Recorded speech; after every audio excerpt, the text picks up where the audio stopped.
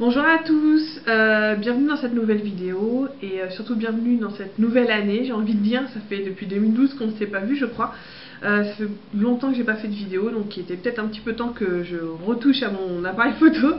Je vous souhaite une très très bonne année, plein de bonnes choses pour cette nouvelle année, plein de livres, plein de produits, plein de joie, de gaieté, etc.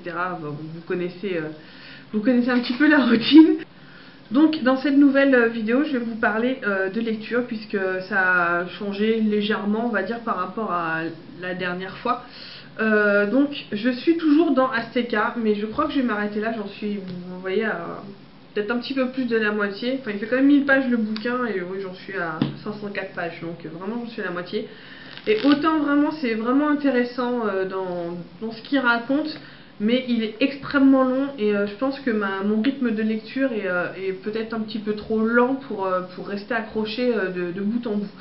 Et ce que je dirais, ce qui m'a un petit peu lassé au fur et à mesure, c'est que donc le héros principal, le protagoniste, vraiment traverse des trucs qui sont, comment dire, capillotracté, c'est un peu tiré par les cheveux, dans le sens où il passe de carrière, il est fils de tailleur de pierre, et puis il fait des écoles, enfin il étudie l'écriture aztèque, donc tout le pouvoir des mots, etc. Et puis ensuite il passe par tout ce qui est militaire, ensuite il devient plein de choses. Il a mille vies je sais pas, en plus là où j'en suis dans le bouquin, il a quoi, 25 ans, quelque chose comme ça, il a déjà 3 vies derrière lui, quoi. Donc du coup, bon, c'est sympa parce qu'on voit vraiment beaucoup de choses, mais dans la vie d'un seul personnage, ça devient au fur et à mesure de moins en moins crédible, même si c'est bon, c'est une œuvre de fiction, etc.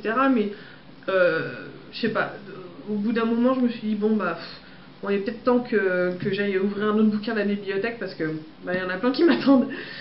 Surtout qu'il prend énormément de temps, je sais pas, ça va faire plus de 6 mois que je suis dedans et bon, je n'avance pas trop. Donc du coup, j'en ai profité pour faire une pause et pour me plonger dans le tome 3 de Mercy Thompson, donc de Patricia Briggs. Ce tome-là s'appelle Le baiser de fer et là j'en suis vraiment à la fin. Je pense que ouais, il doit me rester ouais, voilà, un chapitre.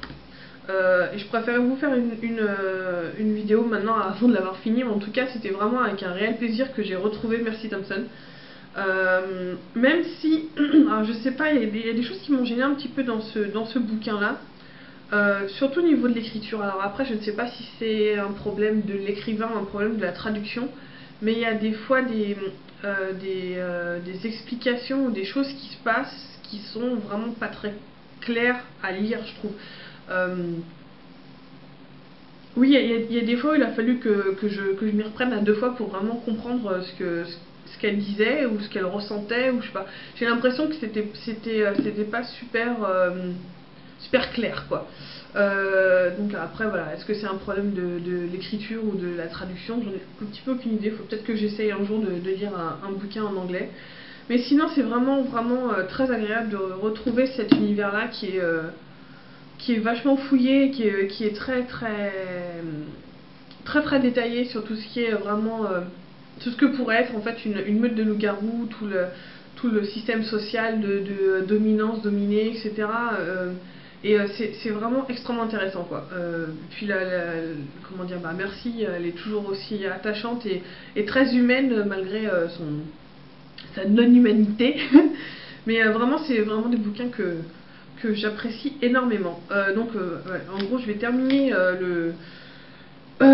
mon dernier chapitre, et puis après j'avoue je sais pas trop ce que je vais lire, peut-être la suite, ou alors je crois qu'il y a le trône de fer, le tome 1 qui m'attend aussi, donc ça pourrait être une bonne idée pour commencer, parce que je me sens pas de repartir dans Azteca, quoi. Même si c'était très intéressant, j'ai besoin de lire autre chose en fait.